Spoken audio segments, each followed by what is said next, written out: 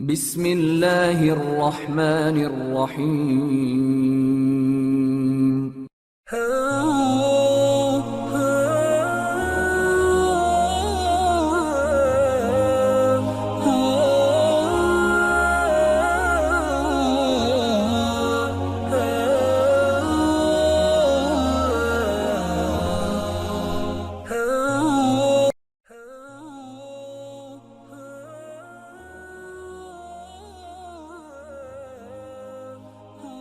نبی کریم علیہ الصلوۃ والسلام کی ذات اقدس کے حوالے سے سلسلہ پنجتنی نے نوجوان نسل کی بہتر رہنمائی اور آگاہی کے لیے ایک سلسلہ وار پروگرام فوق البشر کی عنوان سے ترتیب دیا ہے۔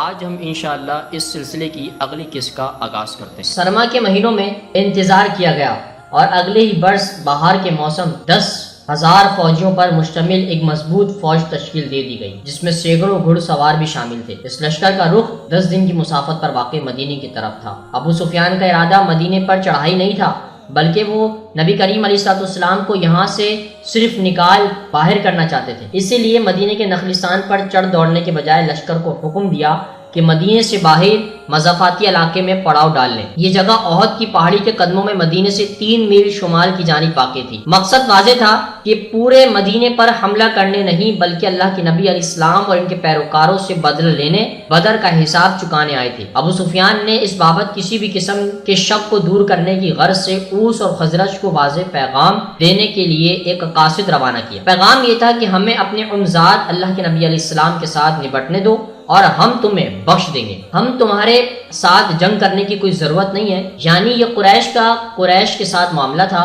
اس قضیے میں کسی دوسرے قبیلے کو سینگ اڑانے کی کوئی ضرورت نہیں تھی۔ قریش کے لشکر نے یہ طریقہ خوب سوچ سمجھ کر اختیار کیا تھا۔ ابو سفیان کو مدینے کا اندر بڑھتی ہوئی انار کی اور تقسیم کی پہلے سے خبر تھی۔ وہ جانتے تھے کہ اللہ کے نبی علیہ السلام ابھی تک سیاسی طور پر قدم جمانے کی کوشش میں ہے اور ان کو اختیار تنازعات میں گھرا ہوا ہے۔ ہم فوق سے نہیں کہہ سکتے کہ ابو سفیان کا یہ فعل امر مانع تھا یا وہ واقعی مدینے میں مزید تقسیم پیدا کر کے فتح حاصل کرنا چاہتے تھے، لیکن یہ ایک انتہائی سوچی سمجھی اور ذہین چال تھی۔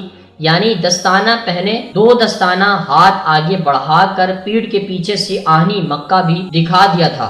اگر مدینے کی اکثریت نخلستان کو جنگ میں جھونکنے پر تیار تھی تو وہ دیکھ سکتے تھے کہ ابو سفیان پہلے سے ہی پوری تیاری کر کے آئے تھے، لیکن اگر وہ اس سارے قضیے سے الگ رہنے کا فیصلہ کرتے ہیں تو یہ ابو سفیان کے لیے بھی قابل قبول حل تھا۔ اس لشکر کا مدینے کو جنگ پر اکسانے کا کوئی ارادہ نہیں تھا، وہ تو صرف اللہ کے نبی علیہ السلام اور ان کے پیروکار کو مدینے سے باہر نکالنا چاہتے تھے۔ ابو سفیان کا خیال تھا کہ وہ ایک یا دوسری صورت نبی کریم علیہ السلام اپنے حواریوں کے ساتھ بالآخر مدینے سے باہر نکل آئیں گے، جہاں یہ لشکر انتہائی سرعت اور قرار واقعی طور پر ان سے نبٹ لے گا۔ لیکن مومنین میں سے کچھ ابو سفیان کی اس چال کو پہلے ہی سمجھ گئے۔